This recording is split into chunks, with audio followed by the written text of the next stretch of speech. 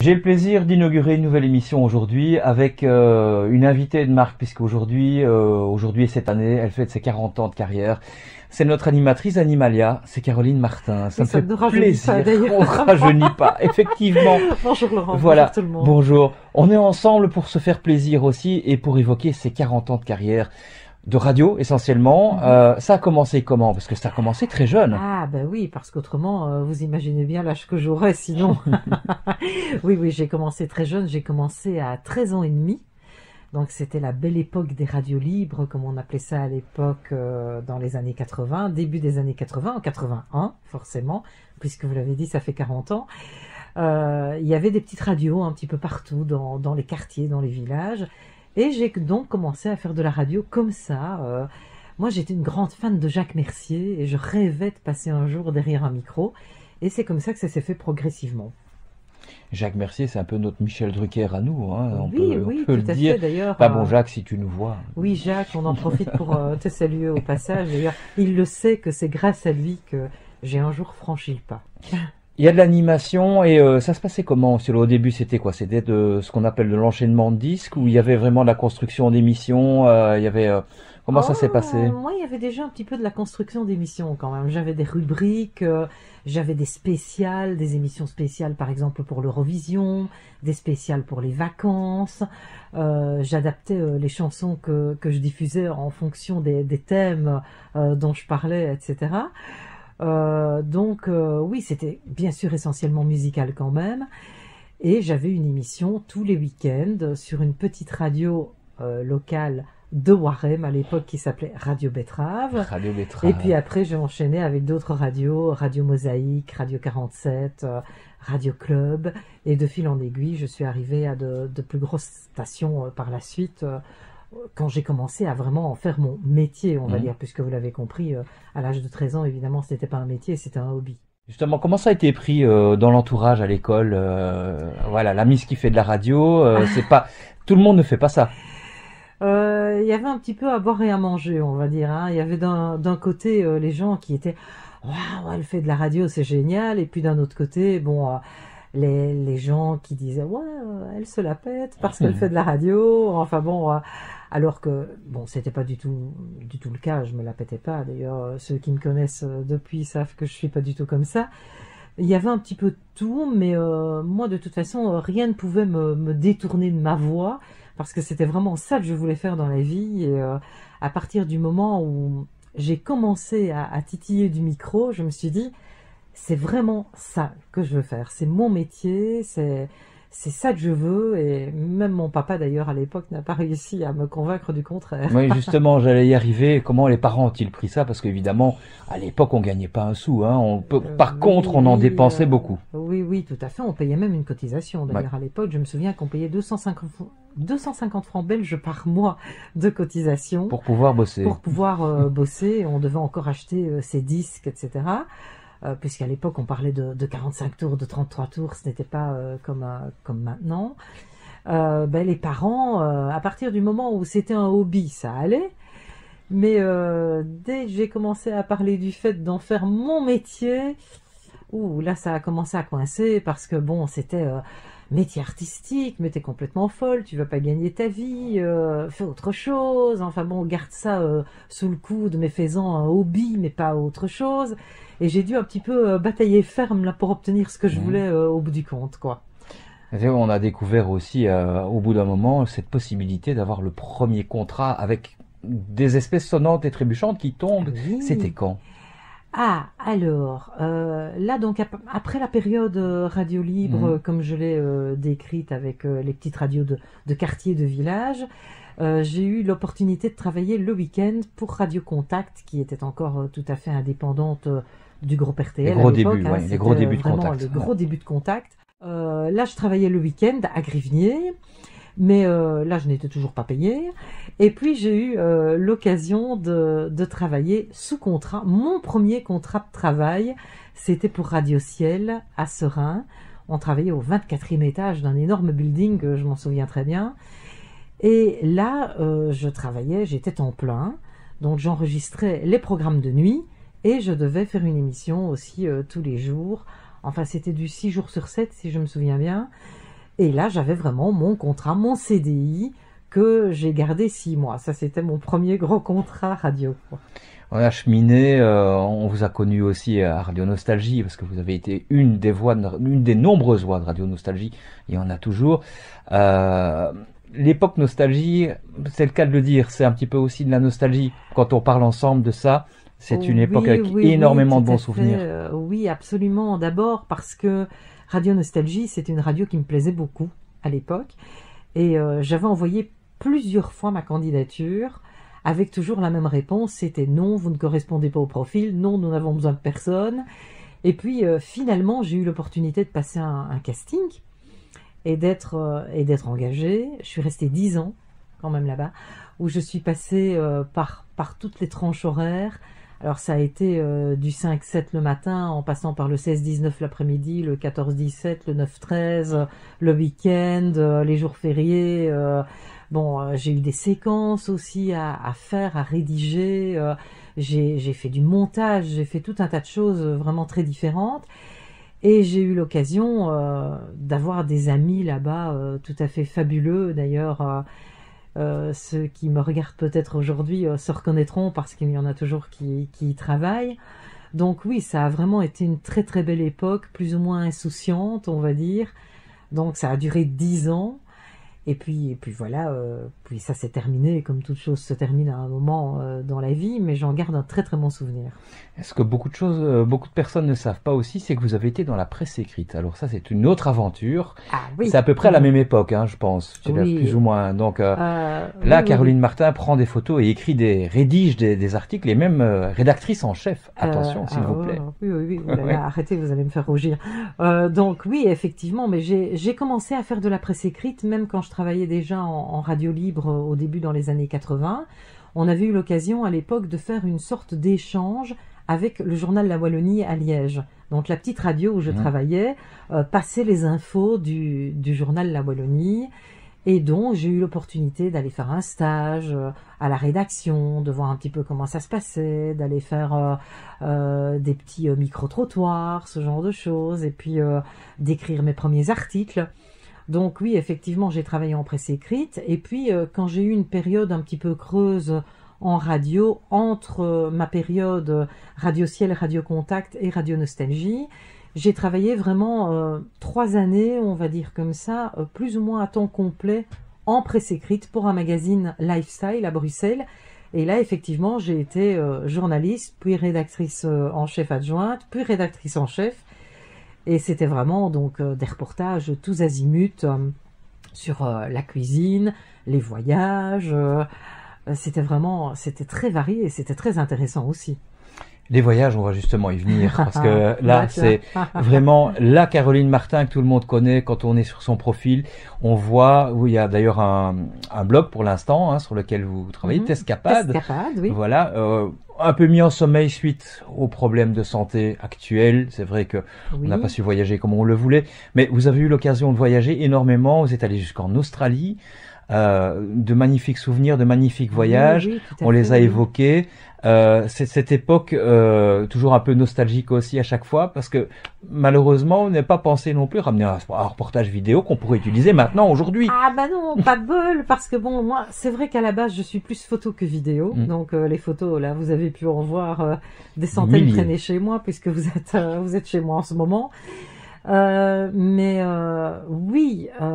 j'ai pas pensé à rapporter de reportages vidéo, mais ce sont des images gravées à jamais dans ma mémoire, et ce sont des découvertes de culture, des voyages inoubliables avec des rencontres exceptionnelles avec des gens super, avec qui pour la plupart je suis encore en contact aujourd'hui d'ailleurs.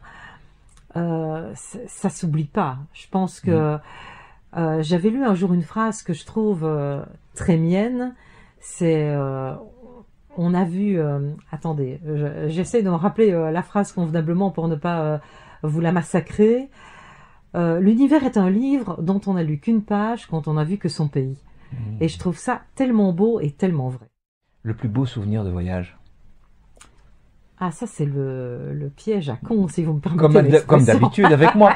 Vous Oui, me connaissez, on se connaît comme depuis d'habitude suffisamment de avec temps. vous, mais oulala, mais je réponds toujours la même chose à plein de gens parce que il y a des gens qui savent que je voyage beaucoup et qui donc viennent me demander des conseils de voyage, et je réponds toujours, mais c'est tellement compliqué de répondre à ça parce qu'en fait, déjà, tout dépend des goûts de chacun. Ensuite, on ne peut pas comparer certaines cultures avec d'autres, certains pays avec d'autres.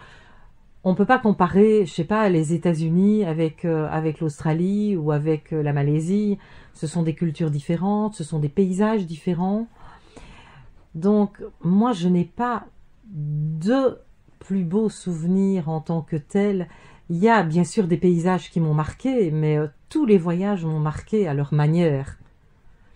Et je garde de tous mes voyages un souvenir exceptionnel. Il n'y a pas un pays dont je suis rentrée un jour en me disant « Oh franchement, si j'avais su, je serais restée dans mon canapé, ça valait vraiment pas la peine. » Il y a eu des séjours, jamais. il y a eu des séjours catastrophiques aussi. Bon, on se rappellera d'une chute dans la neige. Je l'avais oublié ça. Ah, mais merci. moi je m'en rappelle. Oui, il y a eu un accident de motoneige en Laponie, donc pas de chance, c'était le premier jour de mon voyage. Je me suis bien rétamée et donc heureusement j'ai pas fini à l'hôpital parce que voilà. Mais oui, ça m'a un petit peu gâché le séjour. Forcément, j'avais mal, j'ai eu des hématomes pendant plusieurs semaines et une deuxième chute 2 jours plus tard en faisant du chien de traîneau. Donc voilà, c'était vraiment le voyage casse-figure au possible.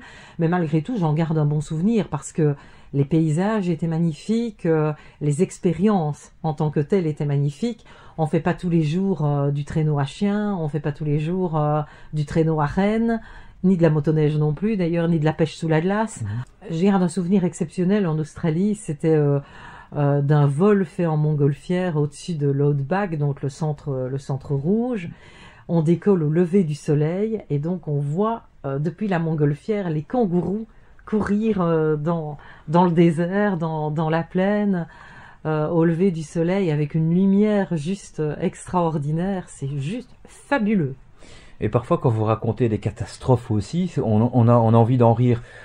Notamment, un train loupé à Londres. Et puis alors, vous vous retrouvez dans un endroit un peu bizarre avec une personne un peu zarbi aussi. Oui, tout à fait. Donc, j'étais partie avec une amie à Londres, effectivement.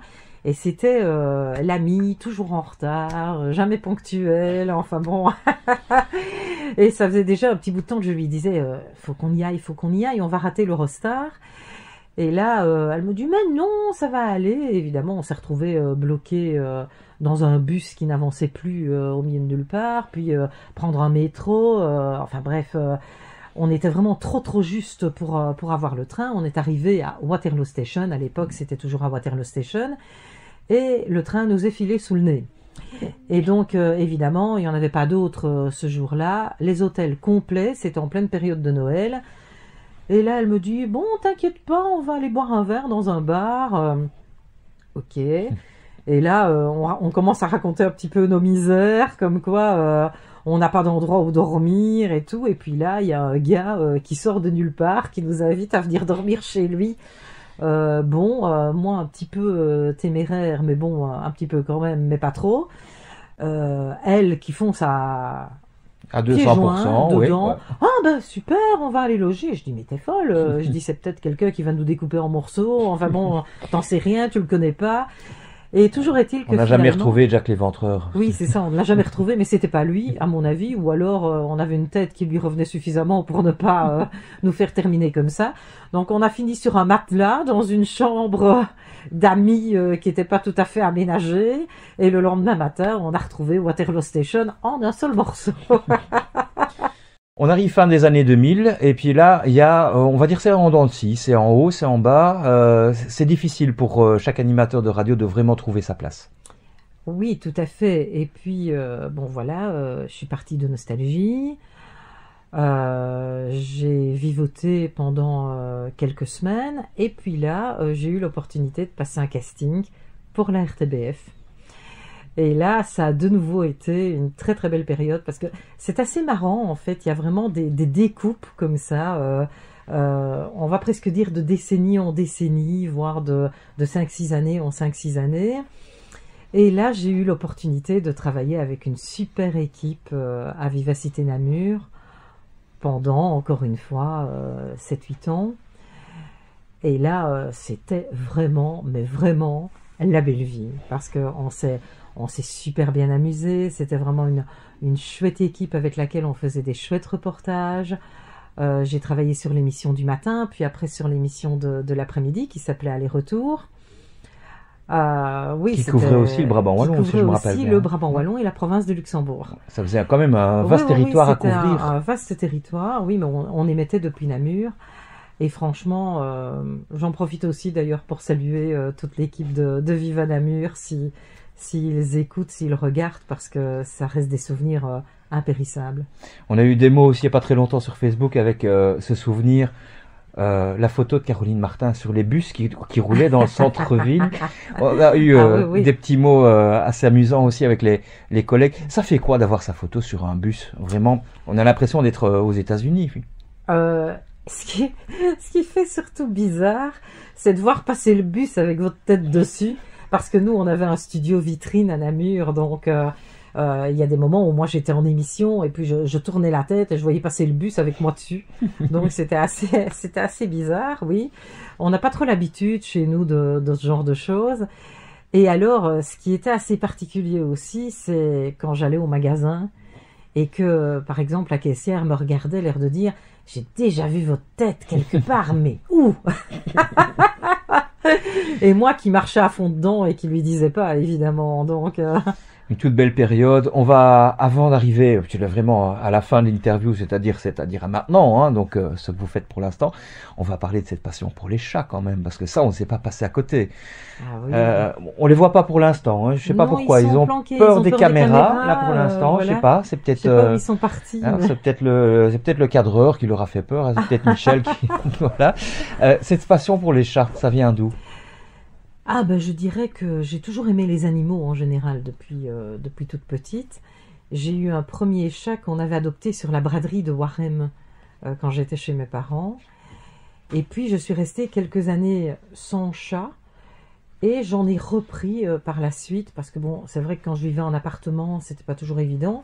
Et puis quand j'ai eu une maison, je me suis dit bon, ok, je vais reprendre des animaux. Et ça a toujours été des petits accidentés de la vie, ça s'est toujours fait un petit peu par hasard. Un chat abandonné que je recueillais, un copain de boulot qui me disait « Ah mais j'ai recueilli un chat, tu ne le veux pas ?» et ainsi de suite. Et puis pour finir, je me suis retrouvée avec 5, 6, 7 chats par moment. Donc là, j'en ai encore 5 pour l'instant. 5 officiels, parce qu'il y a encore ceux qui sont sur la terrasse. Oui, 5 officiels, plus les petits SDF. Ceux qui sont à l'intérieur, voilà, ça c'est les 5 officiels. J'appelle ça, oui. Et donc, voilà, ça a toujours été une passion, à tel point que, histoire de sensibiliser les gens à la problématique des abandons et au fait qu'un animal n'est pas un jouet, j'ai sorti un livre il y a quelques années, un petit livre qui s'appelle Chaventure, et qui raconte les aventures, comme je les imagine, des chats que j'ai pu recueillir, vraiment pour sensibiliser à la problématique chez les gens. Et donc voilà, c'est chacun de mes chats qui parle, qui dit bon ben voilà, moi j'ai vécu ça. C'est Lola qui est sur la couverture, c'est ça? Non, c'est Elsa. C'est Elsa, pardon. Ah oui, il faut le temps que... Mais voilà. Lola raconte sa vie, Sam raconte sa vie, d'autres chats aussi, Virgule notamment. Ils parlent tous de leur vécu, de leur vie de petit abandonné, et puis de comment ils ont été recueillis et comment ils vivent aujourd'hui avec leurs frères et sœurs d'adoption. Ah, on va retourner un petit peu dans le monde de la radio maintenant. On arrive, le dernier contrat Vivacité s'est terminé en 2016. En 2016. Puis là encore de nouveau, comme tous les animateurs de radio, on a un peu de mal au début de recommencer. Et puis on retrouve des possibilités. Il y a eu la radio de la province du Brabant Wallon. Il y a eu Antipode. Il y a eu Antipode, sur laquelle je suis toujours d'ailleurs assez régulièrement. Et puis, il y a Mobile Info aussi. Je travaille toujours pour la RTBF, mais donc pour tout le service Inforoute. c'est une autre facette du métier, on va dire. Et puis maintenant, il y a la télé aussi, grâce à vous. Mais voilà, vous avez envie absolument de faire cette émission animalière. Comment vous ressentez là pour l'instant? La première est sortie, il y a eu des retours, mais voilà, s'il y a des expériences on peut y aller, hein. Si ça ne va pas, ça ne va pas. C'est pas grave, non, c'est non, pas non, parce que mais c'est le producteur qui s'adresse à vous. Non, on peut y aller. vous avez Voilà. caché le bâton? Non, non, on verra ça plus tard. Non, mais en fait, non, mais blague à part, ça va très bien. En fait, une émission animalière, moi, c'est vraiment ce qui me tenait à cœur depuis des années, parce que, vous le savez, je viens de le dire, j'ai un attachement particulier par rapport aux animaux.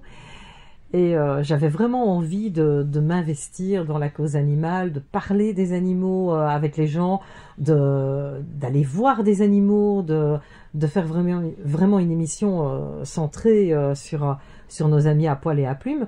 Donc là, je dois dire, ça, je m'éclate. Là, je suis au paradis là pour le moment. Hein. On a craqué totalement.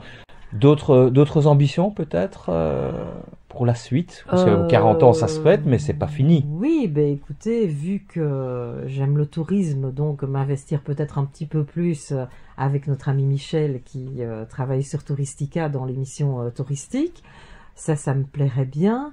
Tout ce qui est touristique, animalier, moi c'est vraiment mon dada. Donc là, si vous voulez me faire plaisir, vous savez ce qu'il faut faire. Et puis pouvoir continuer à faire du direct en radio. Je dirais que ce qui me plairait vraiment à terme, c'est peut-être faire une émission talk show avec des invités, pouvoir parler de différents sujets. Évidemment, pour le moment, on a tous été un petit peu freinés dans nos ardeurs par la crise qu'on connaît.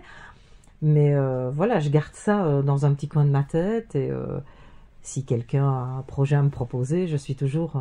porte ouverte, il n'y a pas de problème. Il y a toujours cette frustration au niveau des voyages pour l'instant, suite à...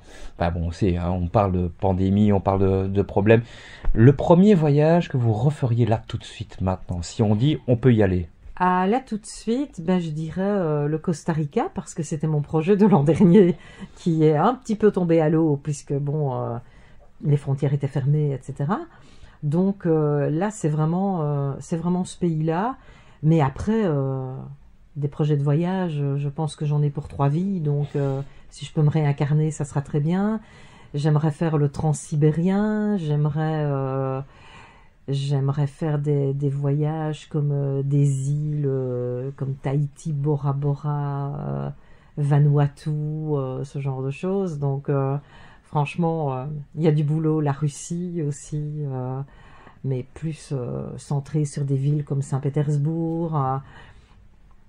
J'adore les city trips, moi, donc tout ce qui est ville historique, où je marche pendant des kilomètres à en avoir les pieds en sang. Oui, donc... 18-19 kilomètres, ça va, je connais, oui, j'ai vécu ça avec vous. Et vous avez découvert justement des pays proches de chez nous, oui. Il n'y a pas très longtemps, suite justement à la crise sanitaire, tout à fait, oui. Comme la Hollande, le Luxembourg, des pays qui sont vraiment à portée de chez nous et qui sont magnifiques. Ah oui, tout à fait. Moi, je me suis rendu compte que, par exemple, vous le disiez, les Pays-Bas, c'est un pays que je connaissais comme tout le monde, pour y être allé à Amsterdam. En voyage scolaire. En voyage scolaire, ce genre de choses. Et puis là, j'ai par exemple découvert la presqu'île de Marken, qui est non loin d'Amsterdam, qui est un véritable paradis. Franchement, je conseille à tout qui nous regarde d'aller y faire un petit tour. Des maisons en bois, un petit village de pêcheurs, c'est tellement typique, c'est dépaysant, c'est juste magnifique. Il y a aussi les îles de la mer des Wadden, l'île de Texel notamment. C'est juste incroyable parce que, comme vous le dites, c'est à côté, il y a quand même 200-300 kilomètres, mais ce sont des endroits qu'on ne connaît pas forcément parce que déjà on a toujours tendance à descendre en général plus au sud que monter au nord. On va chercher le soleil et puis oui. Or, ce sont des pays juste magnifiques, des villes comme Alkmaar, Edam, c'est tellement typique avec des petits canaux. C'est super romantique en plus pour les gens qui veulent le faire en amoureux, par exemple. C'est juste beau. Le Grand-Duché de Luxembourg, pour les gens, par exemple, qui aiment aller faire de la rando, le Mullertal, c'est juste magnifique au Grand-Duché de Luxembourg. Il y a aussi la ville de Luxembourgville, dont on va d'ailleurs parler sous peu dans une émission touristique. Dans Touristica, ouais. Sur Golden TV. C'est quand même une ville classée au patrimoine mondial de l'UNESCO, avec de riches vestiges historiques. Il y a moyen de flâner toute la journée dans de superbes espaces verts, de superbes rues, ruelles. C'est aussi des paysans qu'un petit city trip à Berlin ou à Amsterdam, par exemple. Le choix serait difficile entre le voyage long courrier ou moyen courrier ou vraiment le city trip? Non, moi je choisis pas, je goupille. Le tout en même temps. Vous me connaissez. Ouais. Non, je pense que c'est bien aussi d'aller découvrir, parce que les voyages lointains permettent la découverte d'autres cultures et de paysages qu'on ne peut pas avoir chez nous, forcément, question de climat notamment. Maintenant, quand on a envie de s'évader, parfois 2, 3 jours, 4 jours, c'est bien de pouvoir se dire qu'il y a aussi des choses magnifiques à 2 pas de chez soi, et même en Belgique. Le lac de Nizramon, par exemple, permet des randonnées magnifiques. Il y a des villes magnifiques en Belgique aussi, comme Bruges, entre autres. Et ça permet peut-être que le Covid, justement, permet la redécouverte de choses qui se trouvent vraiment à quelques kilomètres de chez nous et qu'on se disait, finalement, c'est la Belgique, c'est pas grave, on va voir ailleurs. Ça, c'est peut-être le côté positif des choses. On revient pour clôturer avec le monde de la radio. C'est vrai qu'on développe énormément, on fait pour l'instant énormément de blabla autour du DAB+. Quel est l'avenir de la radio pour vous? C'est vraiment le DAB+, ou la FM restera toujours la priorité? Alors, allumer sa petite radio quand on prend sa douche? Ça, c'est vraiment le piège. Je dirais que la FM, malheureusement, est vouée à la mort d'ici quelques années, techniquement. Ça, je pense que c'est ce qui va se passer. Maintenant, est-ce que le DAB+ va remplacer la FM? Perso, j'ai un doute. Je sais que beaucoup de mes collègues ne sont pas de mon avis. Je sais aussi que pas mal de voitures vont être équipées de récepteurs DAB+, etc. Maintenant, la jeune génération voit-elle encore la radio comme nous, on l'a vu? Je ne crois pas. Mais comme la jeune génération ne voit plus la télé comme nous, on l'a vu. La télé, l'époque où on regardait un épisode de Dallas chaque jeudi soir, c'est terminé. Maintenant, les gens, ils se regardent les épisodes les uns derrière de les toute autres, une saison en une soirée. Donc, c'est une autre manière d'aborder les choses. Et d'ailleurs, Golden TV en est la preuve. On est une web TV. Donc, je pense qu'il y a aussi des web radios qui ont probablement un avenir devant elles. Donc les choses évoluent, je pense que la radio existera toujours, mais peut-être pas sous la forme que nous on l'a connue.